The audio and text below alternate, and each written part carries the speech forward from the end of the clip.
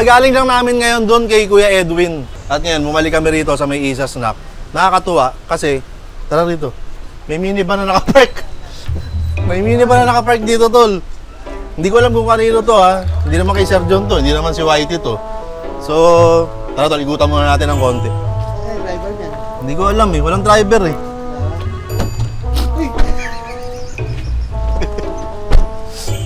Pamagayat yung may-ari. Saan kaya may-ari nito?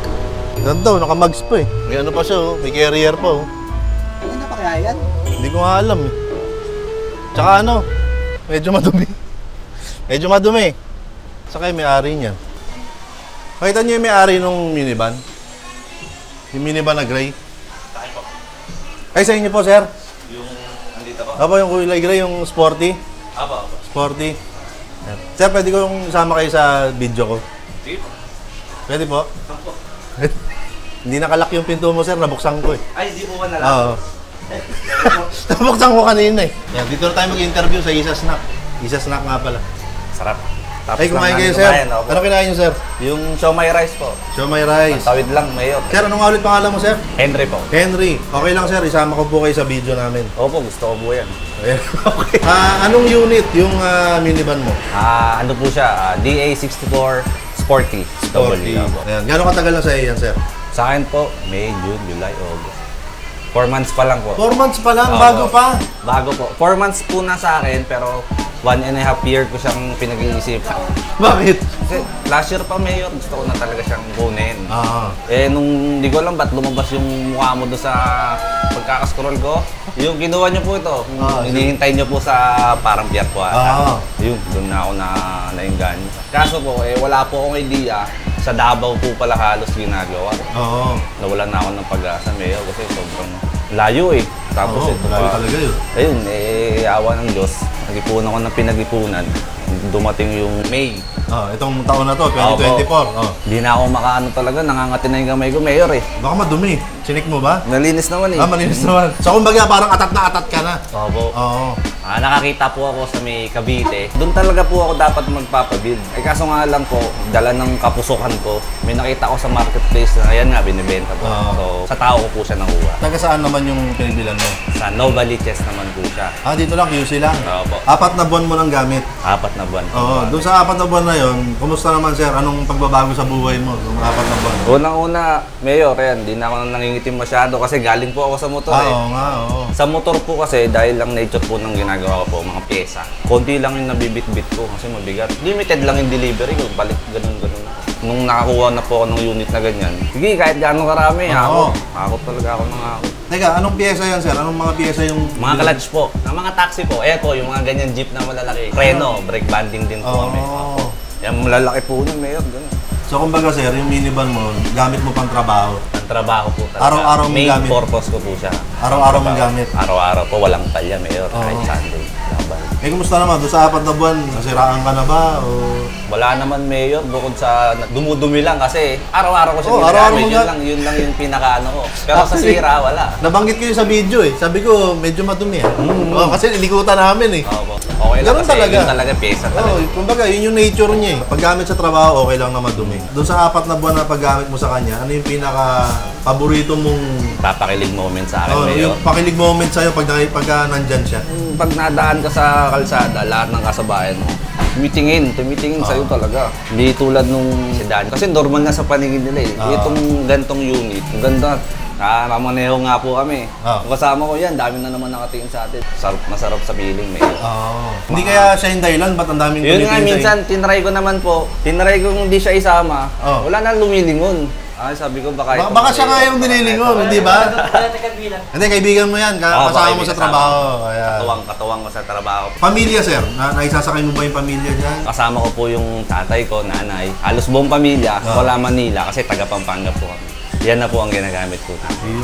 So, ang layo ng binabiyahe, kayang-kaya. Kayang-kaya, Mayor.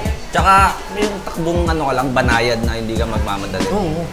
Kasi po, pagka gamit mo, SUV, diba, talagang bibirit ka eh. Ang tendency nun, sir, talagang kahataw ka. Pero nung hawak ko na po itong ganito, doon ko na-realize na hindi mo kailangan magmadali. Totoo yun. Dire-diretso makakapunta ka din naman po. Tsaka yun, pakiramdam mo yung safety, nandun po eh. Hindi mo kailangan magmadali. okay naman lahat. So, safe naman po, point A to point B. Sir, pwede ba nating silipin yung sasakyan mo? Pwede naman po. Pwede. Tara, puntahan natin. Silipin lang natin. Ay, Mayor, medyo madungis lang pero laban. Okay lang. Sir, ito, nung nakuha mo to, ganito na. Opo, Wala ka nang pinabago. Wala na po. May- Kasi, opo, may top na siya eh. Oo. May top load na ng carrier. Yung mags and tires mo, ganyan na yan. Po. Tsaka Ganda. po, ang kagandahan, Mayor, naka-dual aircon sa loob. Oo. Naka-dual aircon. Opo. So, merong aircon sa harap, merong aircon para sa likod. Opo. Pero madalas, Mayor, di ko naman na din ginagamit yung sa likod kasi dun sa harap, abot naman, tumatagos sa likod. Oo. Pero at least, no, kung sakali na may pasahero ka rito, sigurado ka na may hangin na Opo. tatama sa kanila. Isa pa, Mayor, yung legroom. Oh, yung legroom. Ang laki. Ang luwag, di ba? First time kong umupo sa likod, parang ayoko na sa harap. Dito na lang sa likod. Masarap maging pasahero pag ito gamit eh. So ito, napupuno mo to ng mga pyesa na dinideliver mo. Pagka sobrang dami, Mayor, di ba, napaplat po to eh. Oh, patingin nga, patingin. Yun. Yun. Ayan. So, magkabila po. Ayun, may mga pyesa nga sa likod. Hanggang dito po yan, puno. Tapos dito, busan ko sir ha. Sige po. Ayun. Nakargado po ng mga Oo. pyesa. Ako tol, alam mo kung anong personal kong paboritong parte ng mga minivan? Ano po? Ito. Ito po. Yung pag nasa likod ka, buksan mo lang, may upuan ka, Opo, madalas may po. canopy ka, may bubong ka. So parang pwede ka na tumambay kahit saan. Tambay, Mayor, Oo. ganyan din. Ganda. Nagagamit eh. Gamit na gamit sa trabaho, no? Pagka malayuan po kasi biyahe minsan, tatabi lang namin, dito na ako, papahinga lang saglit eh. Simple lang, pag gusto mo magpahinga, Oo. tamang-tama din yung ganito. Siguro naman nakikita mo sa social media, no? Kahit sa mga comments sa mga video ko. Maraming interesado Dami, opo. na kumuha ng minivan, pero mas marami nagdadalawang isip pa. Ano masasabi mo sa kanila? Sa nagdadalawang isip, normal eh, kasi maglalabas ka ng pera eh. Pero para po sa kung ako lang po yung magdesisyon, talagang kumuha kayo ng trusted builder. Apo. Lahat naman sila maayos naman gumawa. Pero kasi po, ang dati nga din ang isip ko, pagka sinabing surplus, luma, sirain, ganun. Pero hanggat hindi mo masubukan, hindi mo malalaman eh. Oo, totoo yun. Ito po yung first na sasakyan ko. Parehas tayo tol. First na Galing sa sasakyan motor. natin, minivan din. Pero ang tibay, matibay siya. Kung nagbabala kayong bumili, gawin nyo na. Marami lang hindi naniniwala kasi konti pa lang tayo nakakagamit. Opo. Hindi tulad nung pangkaraniwang mga sasakyan, mga sedan, Opo, diba, yung mga sedan. medyo malaking sasakyan. Ang dami nang nakakagamit ng gano'n. So marami na silang pagbabasihan ng experience nila doon sa Tama, sasakyan na tama, yun. opo. Eh tayo, konti pa lang tayo na may minivan. At least dito sa Metro Manila. Sir Henry, sir, no? Opo. Bago tayo magtapos, tol, teka, may bibigay pala ako sa'yo. Ba't lagi ko naiiwan to, no? Teka lang, ha? Eto, tol, siguro naman napanood mo yung video ko, huwag kang bibili ng minivan. Simula nung pinuntahan nyo si Sir Dodong, Mayor, hanggang ngayon, subaybay ako. Talaga, maraming salamat. Ang tagal na Ikaw, nun. ikaw yung inspirasyon ko nito, Mayor. Uy! Grabe Yun nga naman yung to. nakita ko yung hinihintay mo si Bukbuk doon sa pier. Oo. Excited ka na. Yung lumindol. Oo, doon ko first time nakita yung ganitong unit. Doon ko sinimulan magtyaga-tyaga. Sipag, bili-bili din ako ng doon. Ito na. Tsaka ano tol, no? Kumbaga, ang sarap ipagyabang nung isang bagay na pinag-ipunan mo, Totoo po. na pinagtatrabahuan mo, Totoo no? po. Oo. May kilig sa puso mo kada may babati sa'yo. Tsaka tol, iba yung lingon mo sa sasakyan na pinag-ipunan mo. Totoo po. Iba, no? Diba? Tsaka po yung alaga. Kaya ang alaga nito talagang Master Garage. Oo. Lagay po kay Master. Ayun, nakita ko, may sticker, Opo. Master Garage. Shoutout, Master Garage. Ayan. Number 1. Speaking of Master Garage, wala namang kinalaman kay Master Garage to. Ayan tol, meron akong video na ang content ay huwag kang bibili ng minivan. Yun yung sinasabi ng video. Pero siguro naman napanood mo yun kung ano yung mga sinabi kong dahilan kung bakit huwag bibili ng minivan. So ito tol, merong t-shirt, may t-shirt akong pinamimigay. Huwag kang bibili! Huwag kang bibili ng minivan! Tapos sa likod, nakalagay dyan, Rason. ayan, kung ano yung mga rason kung bakit huwag kang bibili ng minivan. Pero puro positive naman to. Okay, so ito tol, bibigay ko na sa'yo to. Ayan, kasya ba sa'yo yan tol? Medyo payat Kasya ka eh. yan. Oo. Available din to Kasya. sa Shopee, Lazada, TikTok Shop. Tsaka mabango, Mayor. Ay oo, Center Spar Shea Valenzuela. Yun! Ang daming sponsor nitong video na to. Mabango ah. Ayan. Tol, maraming salamat tol ha. Sige, Mayor. Pasensya na sa abala at Opo. salamat din sa pagdayo rito sa Isa Snack. Dito pa kayo kumain. Kahit talaga kasi dito lang din po kami. See you around tol. Maraming salamat ulit. Araw-araw po tayo magkikita ulit. Ay, Kayong sana. bibili ng minivan. Hoy, Sabihan mo sila, huwag silang bibili. Huwag kang bibili ng minivan. Yeah! Ayos, tol. Maraming salamat. Yung mayor, ha? Thank you, tol, ha. At nakatapos na naman tayo ng isang episode ng Buhay Minivan. Ano, tol? Nakakatuwa yung episode natin ngayon. Oo naman. Oo. Oo naman. Hindi, kasi nakakatuwa siya. Kasi na-tsempohan lang talaga natin siya rito. Kaya nga eh. Oh, isang episode lang dapat yung isushoot namin, yung kay Kuya Edwin lang. Kaso pagdating namin dito sa Isa Snack, may nakapark dito na minivan at buti nanonood pala sa akin yung may-ari, si Sir Henry. Ayan, nakakatuwa yung narinig kong kwento niya kanina na talagang na-inlove siya dun sa sasakyan na yun. Kaya talagang pinag-ipunan niya para mabili niya. Na kumbaga, sabi niya kanina, kating-kating na yung kamay niya. Kumbaga, atat na siya na magkaroon siya ng sarili niyang minivan. At dahil pinag-ipunan niya, at nakuha niya, ngayon, gamit na gamit niya sa trabaho. Di ba? Napakalaking tulong. Sobrang laking tulong ng minivan sa mga katulad ni Henry, no? Ginagamit sa hanap buhay yung minivan nila. Sabi niya rin kanina, hindi lang naman sa hanap buhay niya nagagamit yung minivan niya, kundi para din sa pamilya niya, na ipapasyal niya yung pamilya niya. Napakalaki ng impact ng minivan sa buhay niya. Panibagong buhay minivan story na naman ang narinig natin. So kayo dyan, kung nagdadalawang isip pa rin kayo, nood pa kayo ng mga iba pang video para mas makilala ninyo yung minivan at mahanap ninyo yung minivan na para talaga sa inyo. At kung nanonood ka rito at meron kang sarili mong minivan tapos gusto mong ma-feature naman ang minivan mo dito sa Buhay Minivan episodes natin, mag-comment ka dyan o kaya mag-chat ka sa Facebook page ko para magkausap tayo para ma-set natin kung paano ba tayo magkikita at saka para gumaan din yung buhay namin ni Chuens na hindi na kami maghahanap ng minivan sa kalsada. Ngayon kasi pa-chamba-chamba pa rin yung mga content natin. So yun, maraming salamat sa panonood ninyo. Sana ay nakapulutan ninyo ng inspirasyon at ng aral o ng ngiti o kahit na ano. Basta sana may napulot kayo dito sa video na to. Kung may napulot kayo, pakibalik na lang sa amin. Baka kay Chuens yun. Okay, maraming salamat. Hanggang sa susunod na episode ng Buhay Minivan at masabi ko lang sa inyo ay huwag kang bibili ng minivan!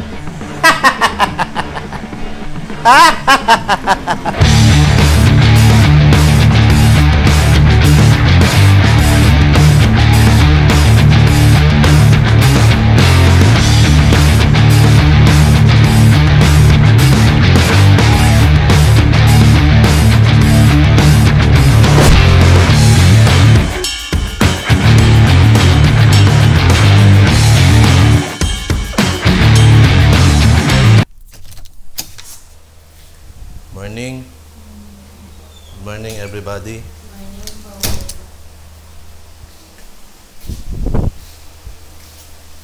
Napansin namin, noong mga nakaraang period ay medyo lumalaylay ang ating sales. Kumukonti ang mga taong pumapasok sa ating tindahan at sa ating online store. Tama ba? Opo. Okay. So ngayon ay napagkasunduan namin, napag-usapan namin ni Mayora na kailangan nating kalabanin ang ating kalaban. Sa online store, sino ang kalaban natin?